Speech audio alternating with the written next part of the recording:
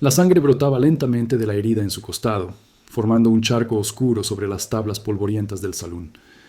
El hombre conocido durante años como el cazador de sombras apretaba los dientes mientras su mano derecha presionaba contra la herida de bala, intentando contener la hemorragia que amenazaba con llevarse su vida antes de completar su venganza. Los cuerpos de 3 pistoleros yacían esparcidos por el suelo, con sus armas aún calientes a pocos centímetros de sus manos inmóviles.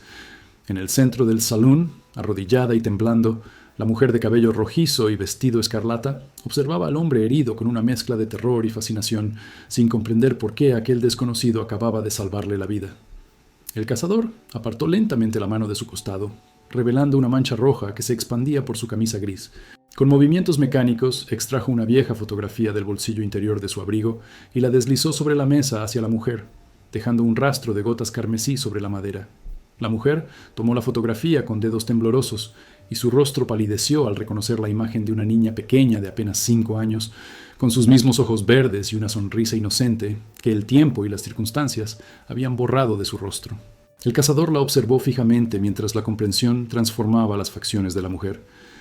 Todo había comenzado 15 años atrás, cuando regresó a su rancho para encontrar solo cenizas, sangre y la falsa certeza de que había perdido a toda su familia. Ahora, después de seguir un rastro de venganza a través de pueblos olvidados y desiertos implacables, finalmente había encontrado a su hija, la única sobreviviente de aquella noche en que 4 hombres traicionaron su confianza y destruyeron su vida. La puerta del salón se abrió de golpe y 5 hombres armados bloquearon la entrada, con sus revólveres apuntando directamente al cazador herido. A través de la ventana se distinguía la figura imponente del juez Rivers, observando desde la seguridad de la calle, con una sonrisa de satisfacción en su rostro envejecido. El cazador se incorporó lentamente, ignorando el dolor que atravesaba su cuerpo, y alcanzó los 2 revólveres que descansaban sobre la mesa. Sus ojos, fríos como el hielo del invierno, se encontraron con los de su hija mientras susurraba que la verdadera cacería apenas comenzaba. El invierno había sido particularmente duro aquel año en el territorio de Arizona, pero nada comparado con el frío que habitaba en el corazón de Augusto Mendoza, conocido en la frontera como Sangre Fría. Había construido su reputación como el cazador de recompensas más efectivo al oeste del Mississippi, capturando o eliminando a más de 50 de los criminales más peligrosos que aterrorizaban las tierras fronterizas. Su nombre era susurrado con temor en los salones, cantinas y refugios de forajidos desde Texas hasta California. 15 años atrás, Augusto había decidido colgar su reputación y sus armas para establecerse con su familia en un pequeño rancho a las afueras de Copper Canyon, con María, su esposa mexicana, su hijo Miguel de 7 años y su pequeña hija Elena de apenas 5, había encontrado una paz que jamás creyó posible para un hombre con tantas muertes en su conciencia. Trabajaba la tierra con la misma dedicación con que antes perseguía criminales, esperando que el tiempo borrara los recuerdos de sangre y pólvora que lo atormentaban durante las noches. El destino tenía otros planes para Augusto, planes escritos con la sangre de los inocentes y sellados con la traición más profunda. Jonathan Rivers, su antiguo compañero de cacerías y a quien consideraba un hermano, había descubierto el secreto que Augusto guardaba celosamente, un mapa heredado de su abuelo español que mostraba la ubicación exacta de una antigua mina de oro escondida en territorio apache. Rivers, consumido por la codicia, se asoció con 3 hombres poderosos de la región para obtener el mapa y eliminar a cualquier testigo. Aquella noche de tormenta, mientras Augusto se encontraba en el pueblo comprando provisiones, 4 jinetes llegaron al rancho. María reconoció a Rivers e ingenuamente lo invitó a entrar, sin sospechar que aquel hombre al que su esposo llamaba hermano traía la muerte consigo. Mason Sullivan, un antiguo ranger convertido en cazador de recompensas, Thomas Blackwood, un ambicioso comerciante de ganado, y Samuel Goldstein, un prestamista recién llegado del este, acompañaban a Rivers en su misión sangrienta. Cuando Augusto regresó al rancho, el cielo nocturno estaba iluminado por las llamas que devoraban su hogar. Desmontó antes de llegar, presintiendo el peligro, y se acercó sigilosamente entre las sombras. Lo que vio congeló su sangre más que cualquier invierno cruel. María yacía sin vida frente a la casa en llamas, su cuerpo acribillado y su rostro fijo en una expresión de terror y súplica.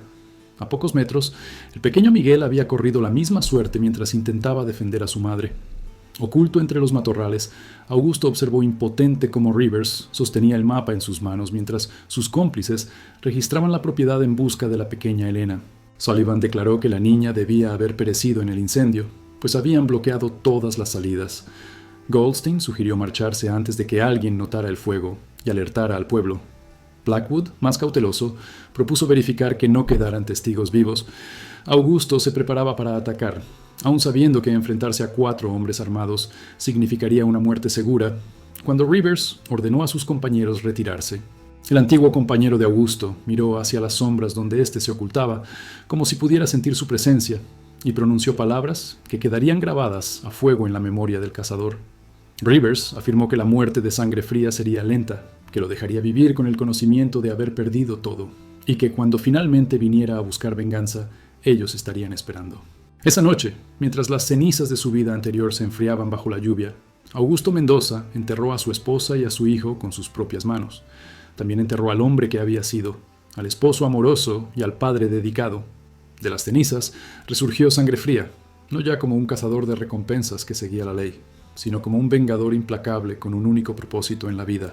Se juró a sí mismo que los 4 hombres responsables pagarían con sangre la deuda contraída, sin saber que el destino había preservado un fragmento de esperanza entre tanta desolación.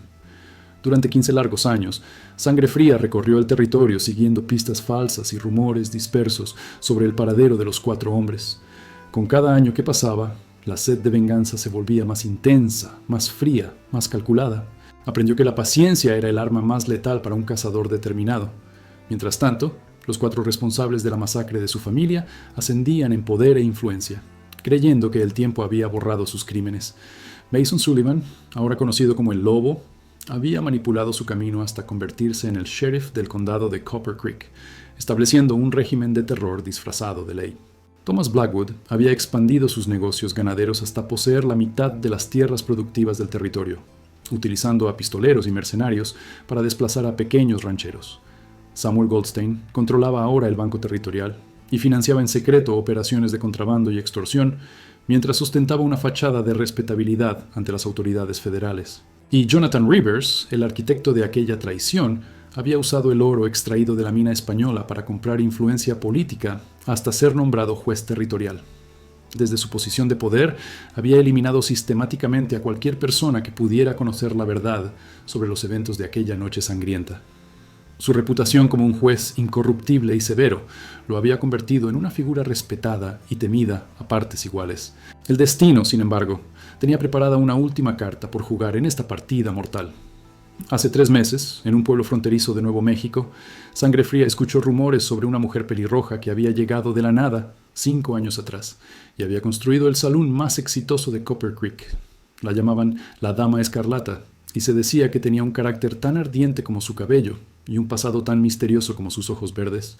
Las descripciones de la mujer despertaron recuerdos dormidos en la mente de Sangre Fría. Su pequeña Elena había heredado los ojos verdes y el cabello rojizo de su abuela paterna, características poco comunes que la distinguían incluso de niña. Una chispa de esperanza, pequeña pero intensa, se encendió en el pecho del cazador por primera vez en 15 años. Con renovada determinación, Sangre Fría dirigió sus pasos hacia Copper Creek, el lugar donde todo había comenzado y donde todo terminaría, sin importar el precio a pagar. Sangre Fría cabalgó durante semanas a través de cañones escarpados y desiertos implacables, evitando los caminos principales y los asentamientos. Sabía que su nombre y su rostro podrían ser reconocidos, especialmente en territorios controlados por Sullivan y sus aliados. El viaje le dio tiempo para refinar su plan, para convertir la ira ardiente en un cálculo frío y preciso. Al llegar a las proximidades de Copper Creek, estableció un campamento oculto en las montañas que dominaban el valle. Desde allí, utilizando un catalejo desgastado, estudió los movimientos del pueblo durante días enteros. La ciudad había crecido considerablemente en los últimos 15 años, convirtiéndose en un centro de comercio y transporte gracias a la llegada del ferrocarril. Al este se extendían los vastos ranchos de Blackwood. Al oeste las minas controladas en secreto por Goldstein, mientras que en el centro del pueblo, la oficina del sheriff Sullivan y el juzgado de Rivers se erguían como símbolos de un poder construido sobre sangre inocente. En el extremo norte de la calle principal, un edificio de 2 plantas con fachada pintada de rojo destacaba entre las construcciones más sobrias. El Rubí Escarlata, el salón más próspero del territorio, propiedad de Elena Mendoza, aunque ella misma desconocía su verdadero apellido. Sangre Fría observó a la mujer que podría ser su hija aparecer en el balcón cada atardecer, supervisando la llegada de clientes y proveedores con una eficiencia que hablaba de años de experiencia en un negocio dominado por hombres. La primera fase del plan de Sangre Fría consistía en obtener información sin revelar su identidad. Se presentó en el pueblo como Marcus Reeves, un cazador de pieles que buscaba establecerse en la región. Con una barba espesa que ocultaba gran parte de su rostro y ropas gastadas que no llamaban la atención, se mezcló entre los habitantes del pueblo, escuchando conversaciones en la barbería, la oficina de telégrafos y las tiendas.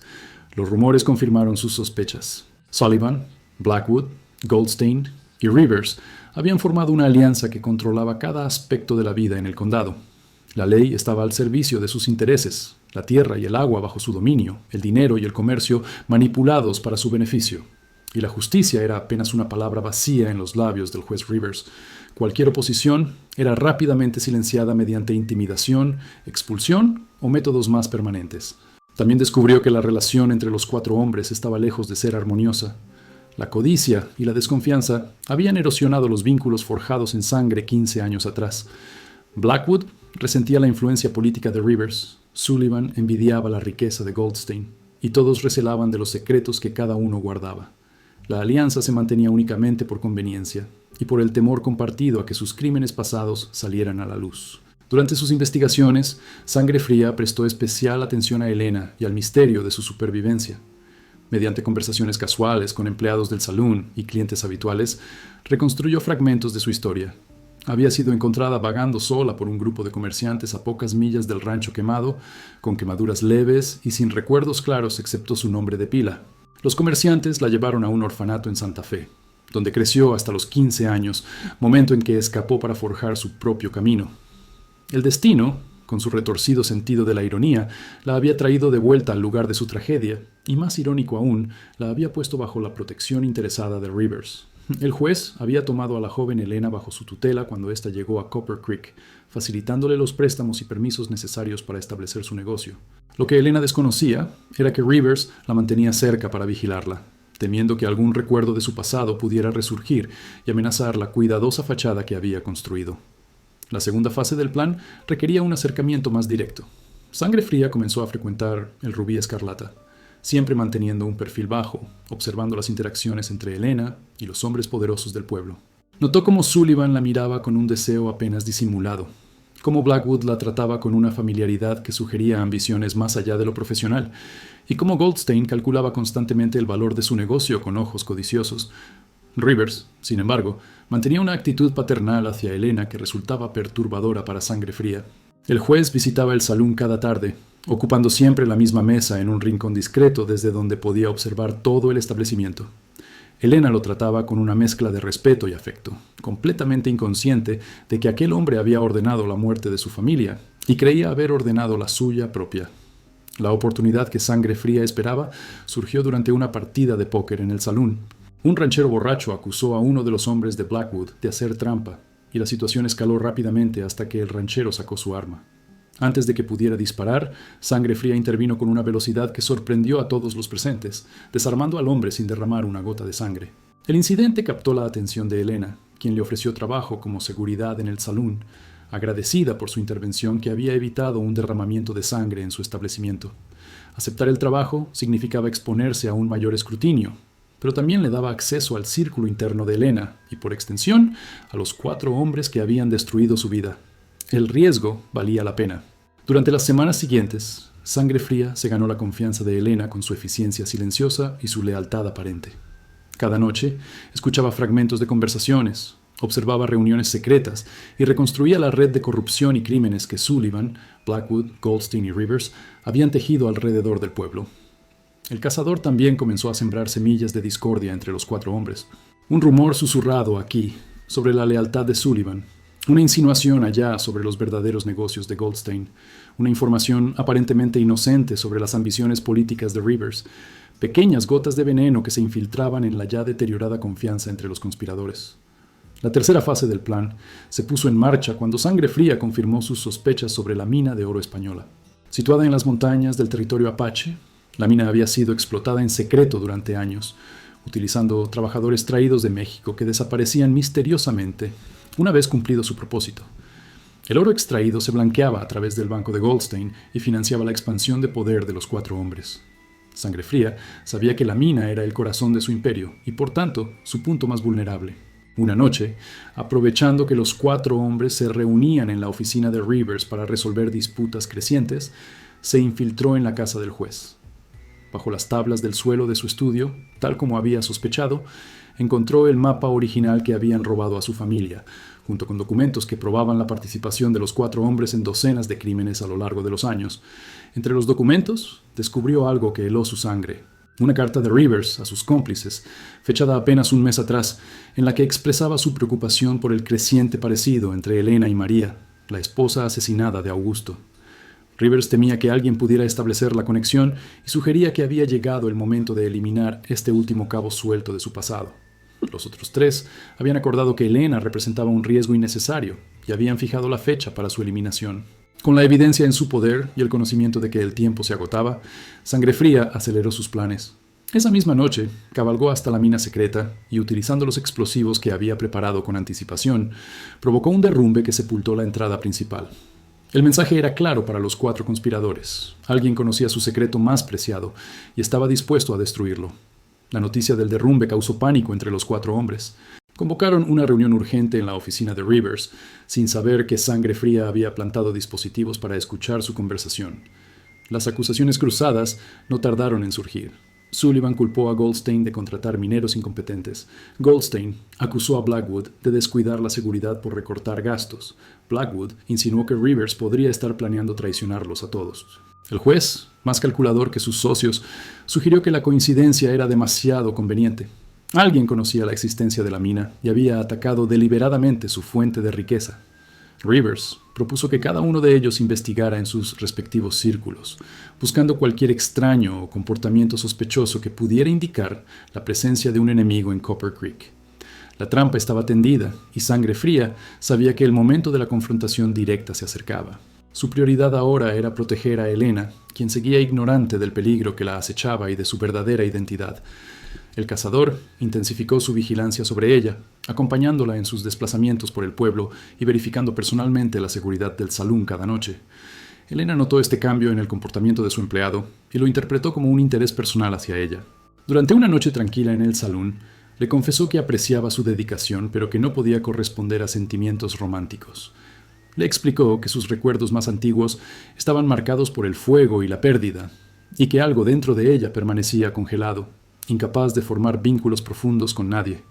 Sangre Fría escuchó en silencio la confesión de su hija, luchando contra el impulso de revelarle la verdad en ese mismo momento. Pero sabía que hacerlo prematuramente pondría en peligro no solo sus planes de venganza, sino la vida misma de Elena. Los 4 hombres la eliminarían sin dudarlo si sospechaban que había recuperado sus recuerdos o descubierto su verdadera identidad. La tensión en Copper Creek aumentaba día a día. Sullivan había duplicado las patrullas. Blackwood había traído más pistoleros de territorios vecinos. Goldstein había contratado guardias armados para proteger el banco. Y Rivers rara vez salía de su oficina sin escolta.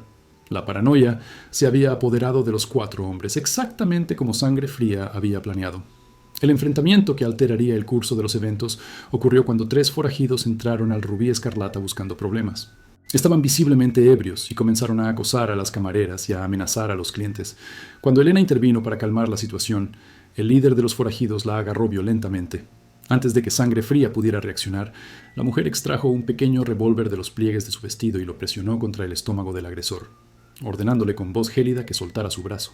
El forajido, sorprendido por la reacción, empujó a Elena contra la barra y desenfundó su arma. Lo que siguió fue un estallido de violencia que reveló a todos los presentes que Marcus Reeves no era un simple cazador de pieles. Sangre Fría se movió con una precisión letal, disparando 2 veces antes de que el primer forajido pudiera apuntar su revólver. Los otros 2 apenas tuvieron tiempo de reaccionar antes de caer abatidos por la velocidad sobrehumana del cazador de recompensas. El silencio que siguió al tiroteo fue roto por el sonido de aplausos lentos desde la entrada del salón. El sheriff Sullivan, atraído por los disparos, observaba la escena con una mezcla de admiración profesional y sospecha creciente. Con una sonrisa que no alcanzaba sus ojos, comentó que solo había conocido a un hombre capaz de disparar con tal precisión y rapidez, un hombre al que todos creían muerto hace muchos años. Sangre Fría supo en ese momento que su disfraz había sido comprometido. Sullivan no lo había reconocido completamente, pero las sospechas habían sido sembradas. El cazador decidió que era el momento de pasar a la fase final de su plan, antes de que los 4 hombres pudieran unir fuerzas contra él. Esa misma noche, mientras Elena se recuperaba del incidente en sus aposentos privados, Sangre Fría se deslizó fuera del salón y se dirigió hacia la mansión de Blackwood en las afueras del pueblo.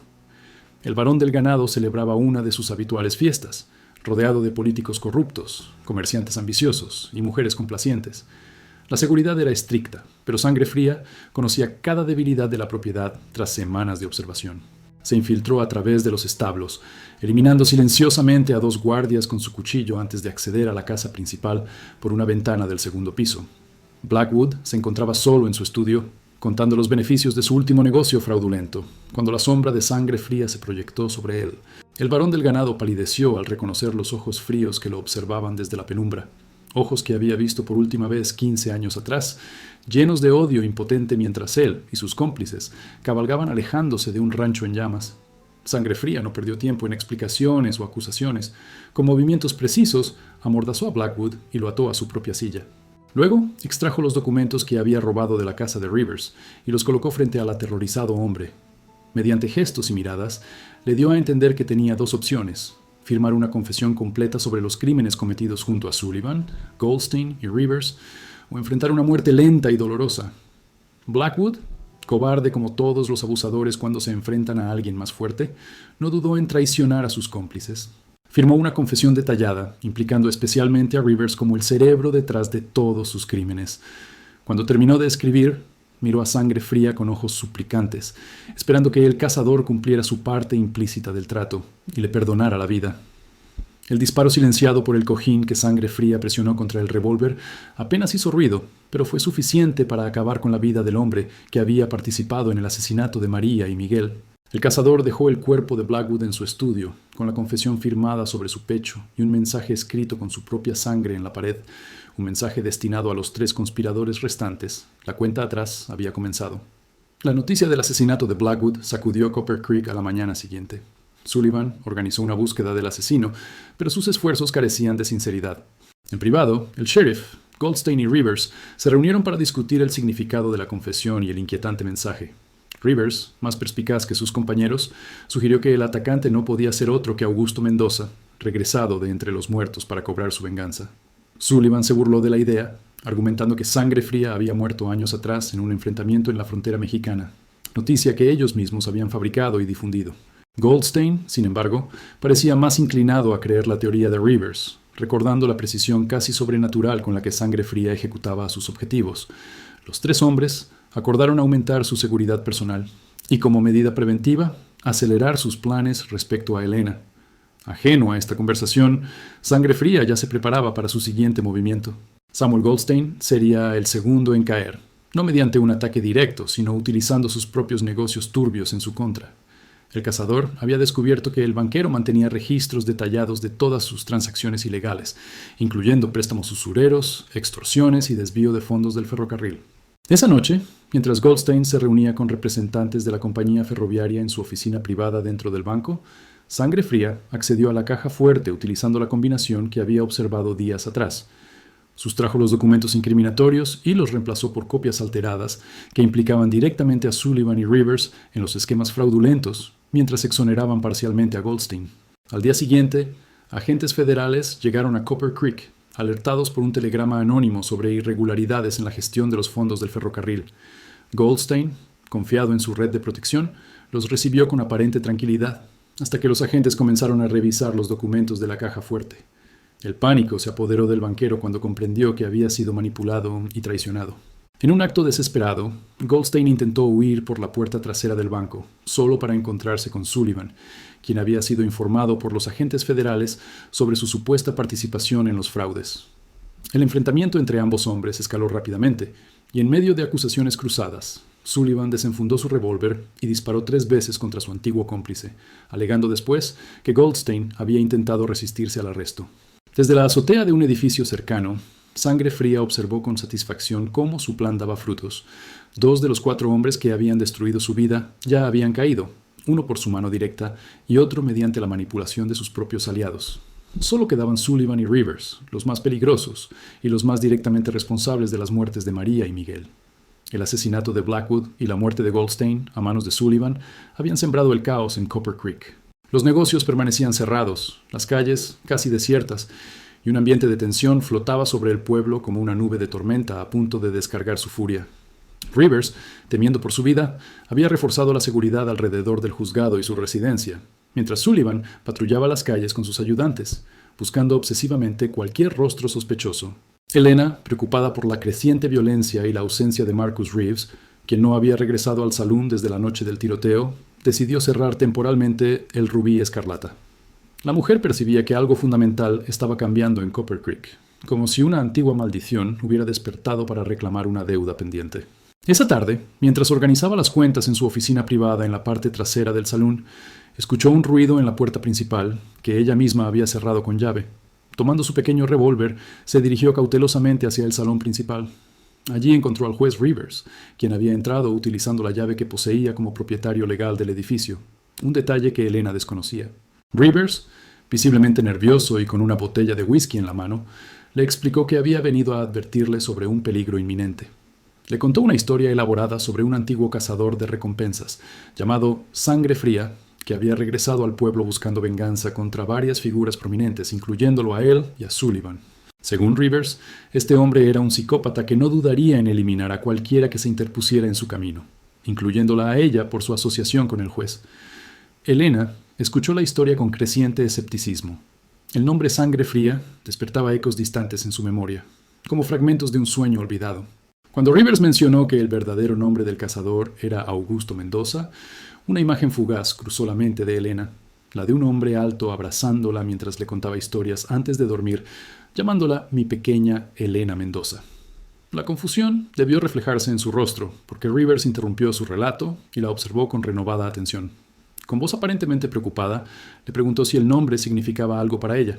Elena negó con la cabeza, pero algo en su negativa no convenció al juez, quien comenzó a acercarse lentamente, abandonando su fachada de preocupación paternal.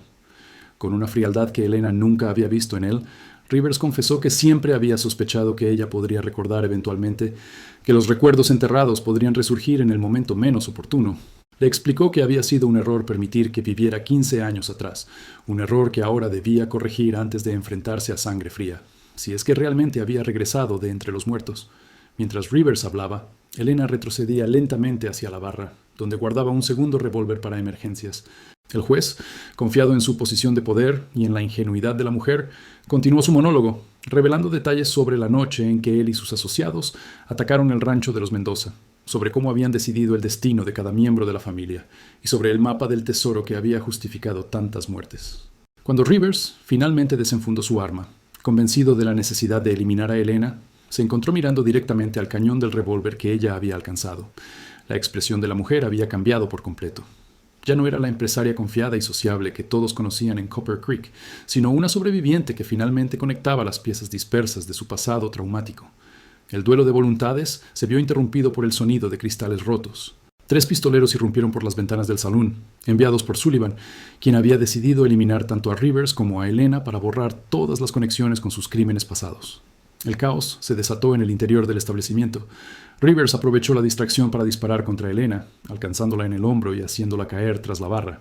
Los pistoleros, viendo al juez armado, abrieron fuego sin preguntas. Rivers recibió 2 impactos antes de poder explicar que estaba de su lado. Herido pero no abatido, se parapetó tras una mesa volcada y devolvió el fuego, eliminando a uno de los atacantes. Los otros 2 se separaron, buscando mejores ángulos de tiro y tratando de localizar a Elena, quien se arrastraba silenciosamente hacia la cocina, dejando un rastro de sangre en el suelo de madera. En medio del intercambio de disparos, la puerta principal del salón se abrió de golpe. La figura imponente de Sangre Fría se recortó contra la luz del atardecer, con un revólver en cada mano y una expresión que helaba la sangre. Los pistoleros, sorprendidos por la nueva amenaza, dividieron su atención entre el recién llegado y Rivers, cometiendo el error fatal de subestimar la velocidad del legendario cazador de recompensas. Sangre Fría eliminó a los 2 pistoleros con precisión quirúrgica, disparando una sola vez a cada uno. Rivers, reconociendo finalmente a su antiguo compañero y traicionado amigo, intentó negociar, recordándole los años que habían cabalgado juntos, las recompensas que habían compartido. Sangre Fría avanzó implacablemente hacia él, ignorando las balas que Rivers disparaba en su desesperación creciente. Una de las balas alcanzó a Sangre Fría en el costado, haciéndolo tambalear momentáneamente, pero sin detener su avance. Rivers, con el revólver vacío y el terror desfigurando su rostro, suplicó por su vida, ofreciendo el mapa de la mina, todo su dinero, cualquier cosa a cambio de una oportunidad de escapar. El cazador lo observó en silencio, como un depredador contempla a su presa en los últimos momentos antes del ataque final. La voz débil de Elena, surgiendo de detrás de la barra, detuvo a Sangre Fría antes de que pudiera ejecutar su venganza. La mujer, pálida por la pérdida de sangre pero con la determinación brillando en sus ojos verdes, le pidió conocer toda la verdad antes de que más sangre fuera derramada.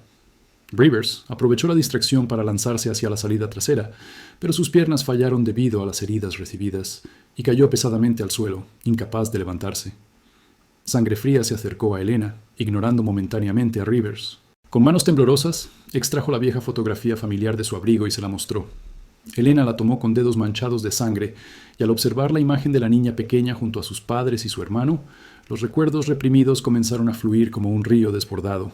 Lágrimas silenciosas corrieron por sus mejillas, mientras imágenes fragmentadas de su infancia perdida se recomponían en su mente, revelando la verdad que había permanecido enterrada durante 15 largos años. El momento de reconocimiento entre padre e hija se vio interrumpido por el sonido de pasos pesados en el porche del salón. Sullivan, alertado por los disparos, había llegado con 6 de sus hombres. El sheriff ordenó a Sangre Fría rendirse, prometiendo falsamente un juicio justo por los asesinatos de Blackwood y los pistoleros. El cazador, consciente de que la situación se había complicado, buscó con la mirada a Rivers, solo para descubrir que el juez había desaparecido, aprovechando la conmoción para arrastrarse hasta la salida trasera.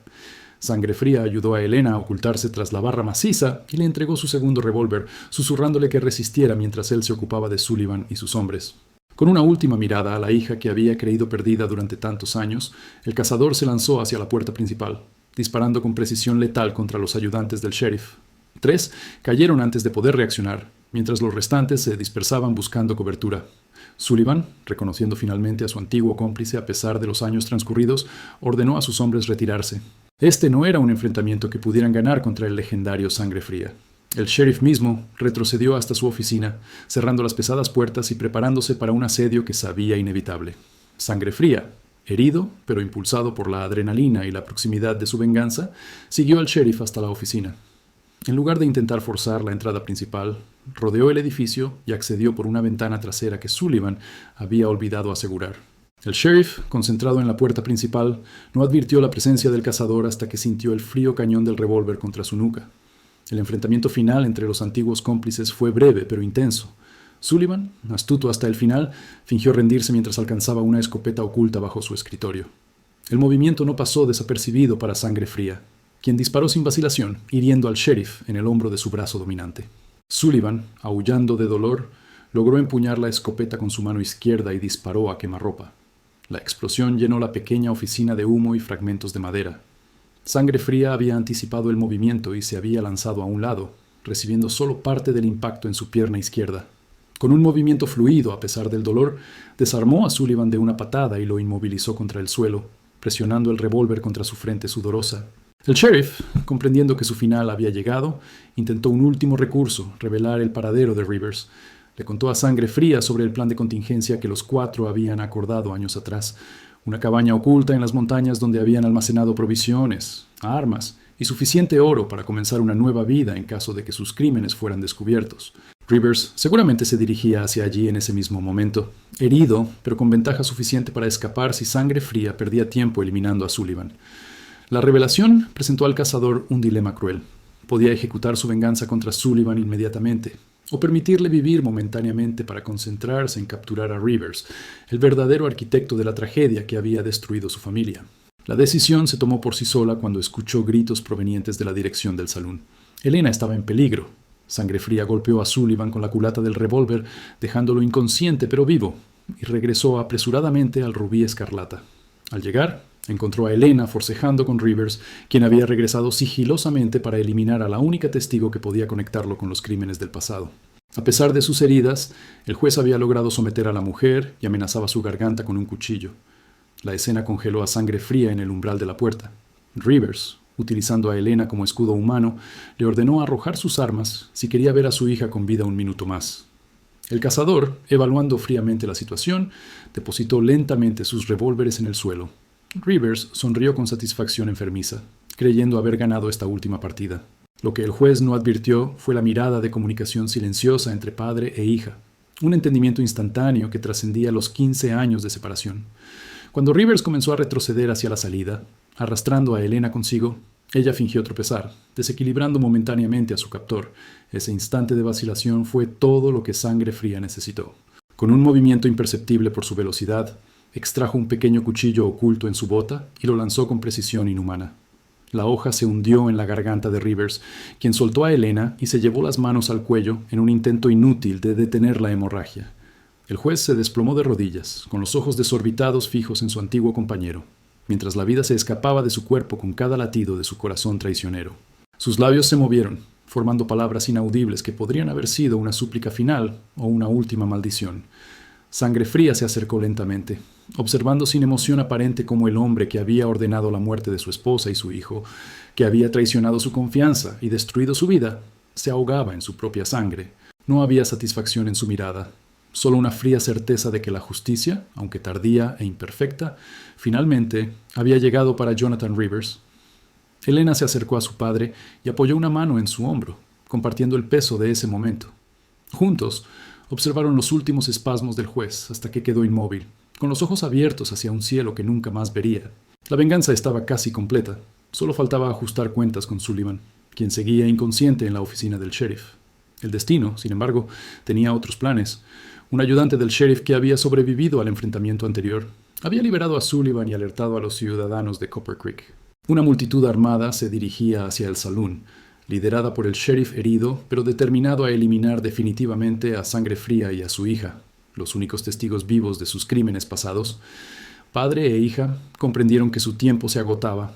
Con movimientos rápidos y coordinados, como si hubieran luchado juntos durante años, en lugar de haberse reencontrado hace apenas unas horas, recogieron armas, municiones y provisiones. Sangre Fría reveló a Elena su plan de contingencia, 2 caballos esperando en un establo cercano, listos para llevarlos lejos de Copper Creek, hacia territorios donde Sullivan no tuviera influencia. Mientras se preparaban para partir, Elena encontró entre las posesiones de Rivers un sobre cerrado. Al abrirlo, descubrió documentos que probaban que el juez había manipulado la propiedad del Rubí Escarlata, que legítimamente pertenecía a Elena como parte de una compensación secreta por la apropiación de tierras que habían pertenecido a los Mendoza. Rivers, en su arrogancia, había conservado estos documentos como una forma de control sobre ella, sin imaginar que eventualmente servirían para revelar sus crímenes. Una idea surgió en la mente de Sangre Fría mientras escuchaba a la multitud aproximándose. Con una mirada de entendimiento hacia su hija, le explicó su plan final. No huirían como criminales perseguidos, sino que enfrentarían a Sullivan y sus mentiras con la verdad desnuda y cruda. Utilizando el alcohol del bar y trapos empapados, prepararon rápidamente antorchas improvisadas. Cuando Sullivan y la multitud llegaron frente al salón, se encontraron con Sangre Fría y Elena de pie en el porche, iluminados por el fuego de las antorchas. El cazador, con voz clara y potente, comenzó a relatar la historia verdadera de lo sucedido 15 años atrás. Habló del ataque al rancho, del asesinato de María y Miguel, del robo del mapa y de la traición de Rivers, Blackwood, Goldstein y Sullivan. Mientras hablaba, Elena distribuía entre la multitud copias de los documentos encontrados, pruebas irrefutables de los crímenes cometidos por los 4 hombres más poderosos de Copper Creek. Los murmullos de incredulidad inicial fueron dando paso a expresiones de horror y rabia contenida. Muchos de los presentes habían sufrido personalmente la corrupción y los abusos de los 4 conspiradores, pero nunca habían imaginado la magnitud de sus crímenes. Sullivan, viendo cómo su control sobre el pueblo se desvanecía con cada palabra y cada documento compartido, hizo un último intento desesperado. Desenfundó su revólver y apuntó directamente a Sangre Fría, dispuesto a silenciar la verdad con más sangre. El disparo resonó en la calle principal de Copper Creek, pero no fue el cazador quien cayó. Elena, anticipando el movimiento del sheriff, se había colocado ligeramente por delante de su padre, y la bala destinada a silenciar para siempre a Sangre Fría impactó en su hombro. La visión de la mujer cayendo herida por el disparo de Sullivan fue la gota que desbordó el vaso de la paciencia colectiva. La multitud, que momentos antes había venido a capturar a un supuesto asesino, se volvió contra el verdadero criminal que había estado escondido a plena vista durante años. Sullivan intentó huir, pero fue rodeado y sometido por los mismos ciudadanos que durante tanto tiempo habían agachado la cabeza ante su autoridad corrupta. Algunos pedían un juicio inmediato, otros exigían una ejecución en el acto por sus múltiples crímenes. En medio del caos, Sangre Fría se arrodilló junto a su hija herida, atendiendo su herida con la eficiencia de quien ha tratado innumerables lesiones similares durante una vida de violencia. La decisión sobre el destino de Sullivan quedó en manos del pueblo que había oprimido durante años. En un acto de justicia poética, fue encerrado en su propia celda, esperando la llegada de los marshals federales que juzgarían sus crímenes. Los ciudadanos de Copper Creek, liberados del yugo de los 4 conspiradores, comenzaron esa misma noche a reorganizar el gobierno local, eligiendo representantes provisionales hasta que las autoridades territoriales pudieran establecer un nuevo orden.